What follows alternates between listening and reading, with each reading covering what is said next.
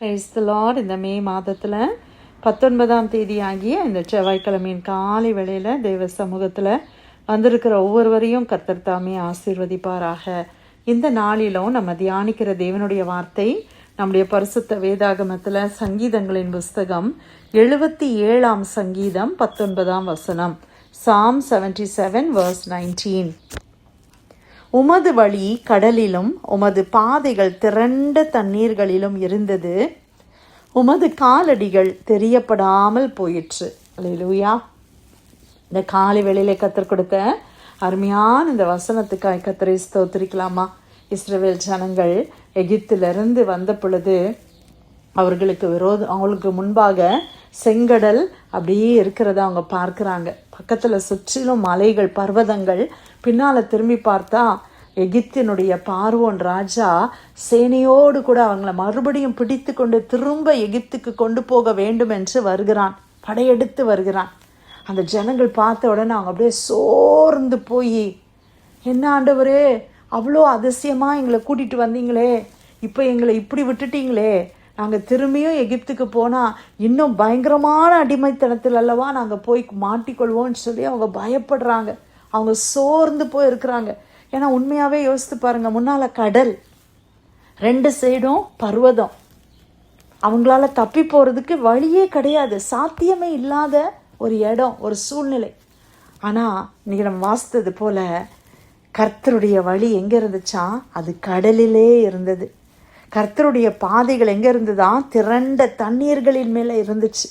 அந்த அந்த கர்த்தர் ஒரு வழியை வச்சிருந்தார். அந்த வழி எங்கே இருந்ததுன்னா கடலுக்குள்ளே இருந்தது. அந்த செங்கடலுக்குள்ளே ஆண்டவர் ஒரு வழியை வச்சுருந்தாங்க. ஆண்டவருடைய பாதை அந்த செங்கடலுக்குள்ளே இருந்துச்சு. ஆனால் தண்ணீர் திரளாய் அதை மூடி இருந்தபடியால் அதை ஜனங்களால் பார்க்க முடியல அந்த வழியை. அதனால் அவங்க மனம் கசந்து தேவ சமூகத்தில் இருக்கிறாங்க. ஆனால் தேவன் அந்த டைம் வந்த பொழுது பிரியமானவர்களை அந்த செங்கடலை இரண்டாய் பிளந்து தேவ ஜனங்களெல்லாம் வெட்டாந்தரையிலே கர்த்தர் நடத்தி அவர்களை கொண்டு வந்தார். ஹல்லேலூயா. அப்படிப்பட்ட ஒரு பெரிய தேவனை நாம் ஆராதிக்கிறோம். இந்த சங்கீதத்தை நீங்கள் முழுசும் வாசித்து பாருங்கள். நான் ஒரு சில வசனங்களை மட்டும் உங்களுக்கு நான் வாசித்து இதை தியானிக்கிறேன். 11ஆம் வசனத்திலிருந்து நான் வாசிக்கிறேன் பாருங்களேன். கர்த்தருடைய செயல்களை நினைவு கூறுவேன், உம்முடைய பூர்வ காலத்து அதிசயங்களையே நினைவு கூறுவேன், உம்முடைய கிரியைகள் எல்லாம் தியானித்து உம்முடைய செயல்களை யோசிப்பேன் என்றேன். தேவனே, உமது வழி பரிசுத்த ஸ்தலத்தில் உள்ளது. நம்முடைய தேவனை போல பெரிய தேவன் யார்? அதிசயங்களை செய்கிற தேவன் நீரே. ஜனங்களுக்குள்ளே உம்முடைய வல்லமையை விளங்க பண்ணினீர். யாக்கோபு, யோசேப்பு என்பவர்களின் புத்திரராகிய உம்முடைய ஜனங்களை உமது புயத்தினாலே மீட்டு கொண்டீர். ஜலங்கள் உம்மை கண்டது. தேவனே, ஜலங்கள் உம்மை கண்டு தத்தளித்தது, ஆழங்களும் கலங்கினது. மேகங்கள் ஜலங்களை பொழிந்தது, ஆகாய மண்டலங்கள் முழக்கமிட்டது. உம்முடைய அம்புகளும் தெரிப்புண்டு பறந்தது, உம்முடைய குமுறலின் சத்தம் சுழல் காற்றில் முழங்கினது. மின்னல்கள் பூச்சக்கரத்தை பிரகாசிப்பித்தது, பூமி குலுங்கி அதிர்ந்தது. உமது வழி கடலிலும் உமது பாதைகள் திரண்ட தண்ணீர்களிலும் இருந்தது, உமது காலடிகள் தெரியப்படாமல் போயிற்று. மோசே, ஆரோன் என்பவர்களின் கையால் உமது ஜனங்களை ஒரு ஆட்டு மந்தையை போல வழி நடத்தினீர். அல்லேலூயா. எவ்வளோ அருமையான தேவன், எவ்வளோ பயங்கரமான தேவன், எவ்வளோ வல்லமையுள்ள தேவனை நம்ம தெய்வமாய் கொண்டிருக்கிறோம். நம்ம ஏன் சோர்ந்து போகணும் பிரியமானவர்களே? நம்ம ஏன் பயப்படணும்? நம்ம ஏன் கவலையோடு கூட இருக்கணும்? இதுக்கு முந்தின பகுதியை நீங்கள் வாசித்து பார்த்தீங்கன்னா அண்டர்ஸ்டாண்ட் பண்ணுவீங்க. இந்த ஆசாப் இந்த சங்கீதத்தை அவர் எழுதுறார். அவர் சொல்கிறாரு, நான் ரொம்ப சோர்ந்து போயிருக்கிறேன், நான் தூங்க முடியல, நான் பேச முடியல, அவ்வளோ சஞ்சலம் அவருடைய வாழ்க்கையில். அவர் கேட்குறார், ஆண்டவரே, என்னை விட்டு நீங்கள் போயிட்டீங்களா? கிருபையே எனக்கு இல்லையா? கிருபை முற்றிலும் அற்று போயிடுச்சா? வாக்குத்தத்தெல்லாம் கொடுத்தீங்களே, அந்த வாக்குத்தத்தெல்லாம் எங்க ஆண்டவரே?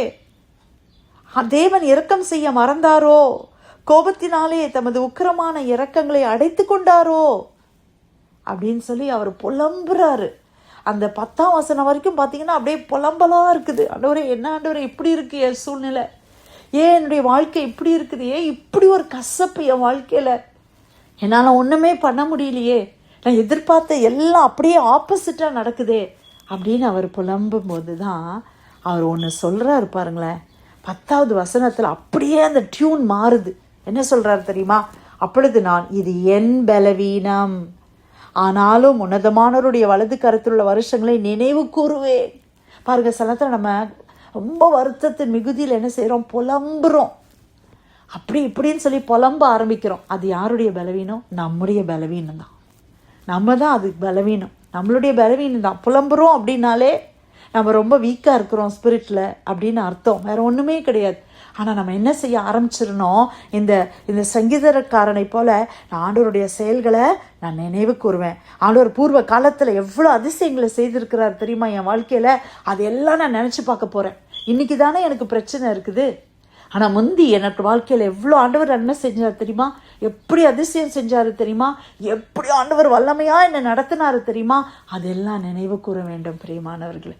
அதுதான் பைபிளில் இருக்குது, அதுதான் வேத வசனங்களில் இருக்குது. அல்லேலூயா.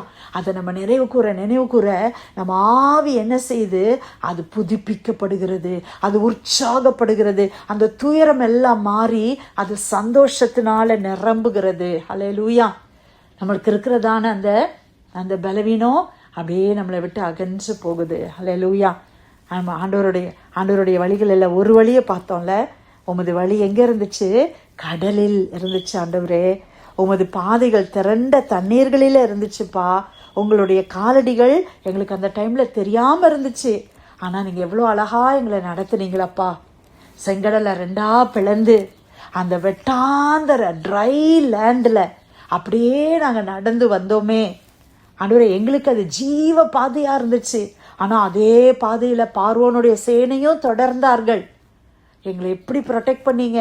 எங்களுக்கு முன்னால் சென்ற அக்னி ஸ்தம்பம் எங்களுக்கு பின்னால் வந்து பார்வோனுடைய சேனை எங்களை தொடராதபடி, எங்களை பார்க்க கூடாதபடி எங்களை அப்படியே நீங்கள் பாதுகாத்தீங்களப்பா. நாங்கள் எல்லாம் சேஃபாக கடந்து வந்த பிறகு ஆண்டவரே அந்த கடல் அப்படியே மூழ்கி விட்டது. எல்லாம் எங்களுக்கு ஜீவ வழியாய், எங்களுக்கு ஒரு ஆண்டவரே ஜீவனை தருகிற பாதையாய் இருந்த அந்த பாதை, அந்த செங்கடல் அவர்களுக்கு மரணத்தின் பாதையாய் முடிந்து விட்டதே. எப்படியெல்லாம் கர்த்தர் எங்களை தப்புவித்தீங்க, எவ்வளோ பிசாசின் கிரியைகளிலிருந்து எங்களை தப்புவித்தீங்க. எத்தனை எதிராளிகள் எங்களுக்கு எதிரிட்டு வந்த பொழுது கர்த்தர் ஓங்கிய புயத்தினால எங்களை நடத்தினீரே, எங்களை தப்புவித்தீரே, எங்களை தாங்கினீரே. ஆண்டவரே, அந்த தேவன் இன்றைக்கும் என்னை நடத்துவீர். அதுதான் பிரியமானவர்களே விசுவாசம். அல்லேலூயா. இதுதான் விசுவாசம். விசுவாசம் எப்படி வரும்? கர்த்தருடைய வாசனத்தில் வருது. ஆண்டவருடைய வார்த்தை, நம்ம ஆண்டவரை நினைக்கும் போது தான் விசுவாசம் வருது. உலக பிரகாரமான ஜனங்களை பார்க்கும்போது, உலக பிரகாரமான காரியங்களை, நம்மளை சூழ்ந்து இருக்கிற சூழ்நிலைகளை பார்க்கும்போது விசுவாசம் குறைந்து தான் போகுது. அன்னைக்கு பேதுரு அவரை சுற்றில இருந்த கடலையும் அந்த பயங்கரமான பெருங்காற்றையும் அவர் பார்த்த மாத்திரத்தில் அவர் அப்படியே அமிழ்கிறார். இயேசுவை பார்த்த வரைக்கும் அவர் தண்ணீரில் நடக்கிறாரு பிரியமானவர்களே, கடலில் நடக்கிறாரு இயேசுவை பார்த்த மாத்திரத்தில். ஆனால் எப்போ அவருடைய ஃபோக்கஸ் மாறுச்சோ அவர் மூழ்க ஆரம்பிக்கிறார். நம்ம லைஃப்லையும் அதே தான் நடக்குது. நம்ம இயேசுவையும் வசனத்தையும் அப்படியே நம்ம பார்த்து தியானித்து அப்படியே நடந்தோம்னா விசுவாசமாக நல்ல உற்சாகமாக இருக்கிறோம். ஆனால் பிரச்சனையை பார்க்க ஆரம்பிச்சிட்டோன்னு வைங்களேன், இந்த லெஃப்ட் சைடில் பார்த்தா பிரச்சனை, ரைட்டில் பிரச்சனை, பின்னால் திரும்பினா பிரச்சனை, எங்கே பார்த்தாலும் பிரச்சனை. இந்த பிரச்சனையே நம்ம பார்த்து அதையே பேசி பேசி பேசி அதையே மனசில் யோசித்து இருந்தோன்னா நம்ம என்ன செய்கிறோம்? சோர்ந்து போயிடுறோம். ஆண்டவர் என்னை விட்டுட்டாங்களே, இப்படி நடந்துருச்சே அப்படின்னு புலம்ப ஆரம்பிக்கிறோம். அதனால் நம்ம இந்த பிரச்சனையை பார்க்காது. எல்லாருக்கும் பிரச்சனை இருக்குது, ஒவ்வொருத்தருக்கும் ஒரு மேக்னிடியூடில் பிரச்சனை இருக்குது இல்லையா? நம்ம யாரை பார்க்கணும்? கர்த்தரை பார்க்கணும். கர்த்தருடைய வசனத்தை நம்ம உட்கொள்ளணும். இந்த வசனம்தான் ஜீவன். இந்த வசனத்தை நம்ம உள்ளே எடுக்க எடுக்க அது ஆவியிலையும் ஆத்துமாவிலையும் அது என்ன செய்யுது? நமக்கு பலனை கொடுக்கிறது, புஷ்டியான் மாற்றுகிறது. எந்த சூழ்நிலையிலையும் சந்தோஷமாக நம்முடைய வேலைகளை சந்தோஷமாக பாடிக்கிட்டே செய்கிறதுக்கு பலன் கொடுக்குது. மற்ற ஜனங்கள் பார்க்கும்போது எப்படி இவங்களால் இந்த சூழ்நிலையில் இவ்வளோ சந்தோஷமாக இருக்க முடியுது அப்படின்னு ஆச்சரியப்படக்கூடிய அளவில் கர்த்தர் நம்மளை மாற்றுவார். நமக்கு எங்கேருந்து பலன்? நமக்கு மனிதர்களிடத்துலேருந்து பலன் இல்லை, நம்மளுக்கு தேவ வார்த்தையில தான் பலன், தேவ பிரசன்னத்துல தான் பலன். கிறிஸ்துவினால பரிசுத்த ஆவியானவர் தான் நமக்கு பலன். அல்லேலூயா. நிச்சயமாய் கர்த்தர் உங்களுக்கு வழிகளை உண்டு பண்ணி இருக்கிறார். அந்த வழிகள் இன்னைக்கு ஒருவேளை இந்த செங்கடலை மாதிரி தண்ணீர் மூடி இருக்குது.